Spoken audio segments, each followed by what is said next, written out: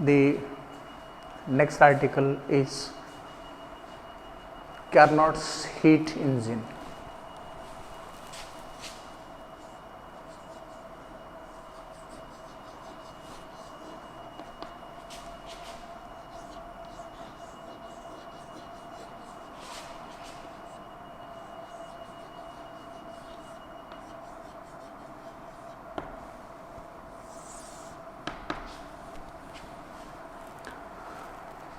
Carnot's heat engine. It is important. This is because all practical engines in various automobiles are Carnot's heat engine with few modifications. Of course, modifications are there. With these modifications, Carnot's heat engine is used as engine in all automobiles. The French engineer Sadi Carnot conceived a theoretical heat engine. We call this heat engine as Carnot's heat engine. The French engineer Sadi Carnot has conceived a theoretical heat engine. We call this heat engine as Carnot's heat engine. This engine is important because all the automobiles are running using this engine. This engine has four important parts. We shall discuss here these four important parts of the Carnot's heat engine. After that, we shall move to the next article, Carnot cycle and efficiency of Carnot's heat engine. I think efficiency is not recommended to your syllabus, but we shall go for efficiency also. Let us first see what are the four important parts of Carnot's heat engine. These parts are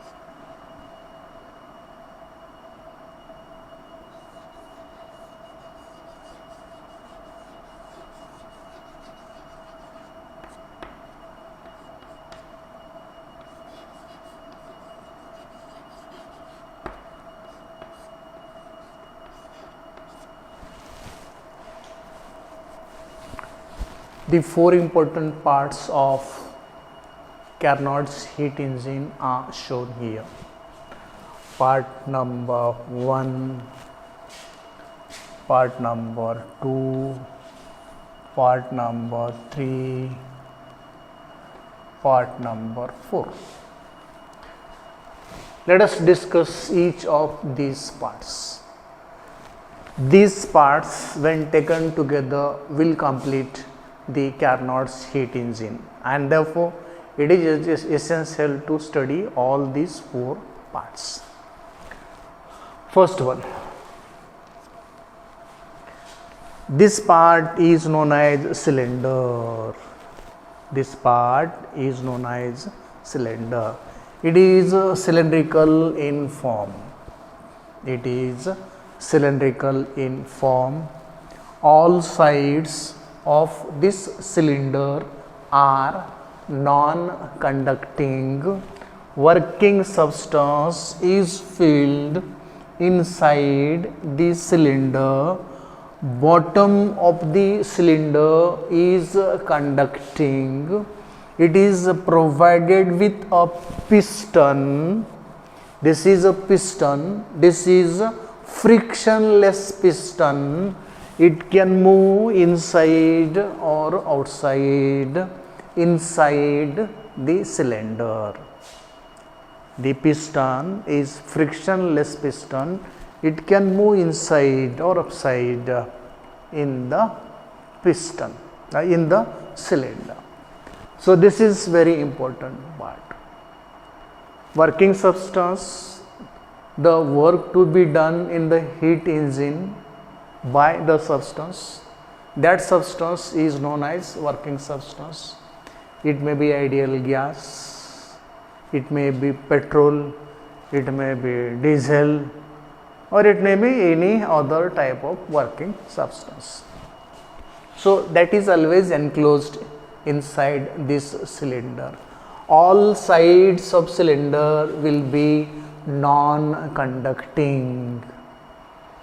It is provided with a frictionless piston which can move inside the piston to compress the working substance or to expand the working substance. Compression and expansion of the working substance as per the need will be done by this frictionless piston. Only bottom of the cylinder is perfectly conducting. This is first important part of Carnot's heat engine. Let us go to second part. This second part is known as a non-conducting stand. Whole body of this stand is non-conducting. Every surface, the whole stand is non-conducting.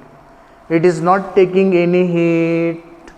It is not providing any heat to any matter placed on this stand. This is used for adiabatic process. What is use of this stand? This stand is used for adiabatic process. Okay, this is second important part. It is also very important because for proper functioning of the heat engine, adiabatic process is one important process, and this adiabatic process is carried only with the help of this stand, non-conducting stand, and therefore this stand is always non-conducting. Then comes the third part. Third part is known as source. Third part is known as source. Why it is known as source? Because this is acting as source of heat energy. Source is acting as source of heat energy. Its temperature is T1 degree Celsius, T1 degree Kelvin. You may define the temperature in any of these scales. It is T1. Temperature of the source is T1, maybe Kelvin, maybe Celsius, maybe anything. Temperature T1 is a very high temperature because this unit is acting as a source of heat energy. This cylinder, for working of the working substance, draws any amount of heat energy from this source. Source has infinite heat capacity. You can draw any amount of heat energy from this source. Even if we draw infinite amount of heat energy from this source, temperature of the source remains constant. Temperature of this source remains constant. It will be T1 degree Celsius. All sides of source are non-conducting. All sides of this source are non-conducting. Only top surface of the source is perfectly conducting, from where the cylinder can draw required amount of heat energy at a constant temperature T1. This is known as source. The fourth important part of Carnot's heat engine is sink. Sink has a constant temperature T2 such that T1 is always greater than T2. Temperature T1 is always greater than temperature T2. So sink is held at lower constant temperature. Source is held at higher constant temperature. Sink held at lower constant temperature. Sink. It is used to reject any amount of heat energy. When this cylinder is placed on this sink, it can reject any amount of heat energy to the sink. Sink has capacity to accept infinite amount of heat energy without changing its temperature. It is accepting infinite amount of rejected heat energy at a constant temperature. It does not allow the temperature T2 to change. It will be always constant. It has infinite capacity to accept the heat energy. All sides, all surfaces of the sink are non-conducting. Only the top surface of the sink is conducting. So these four parts, when used together, give rise to Sadi-Carnot's heat engine. The cylinder, the stand, the source and the sink.